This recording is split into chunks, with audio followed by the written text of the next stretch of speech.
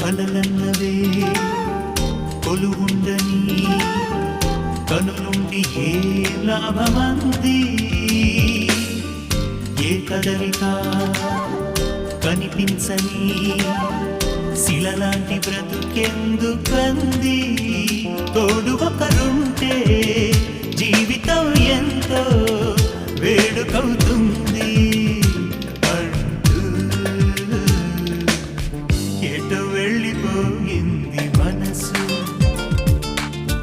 ఇలా ఒంటరయ్యింది వయస్సు చల్లగాలే అతుకి తీసి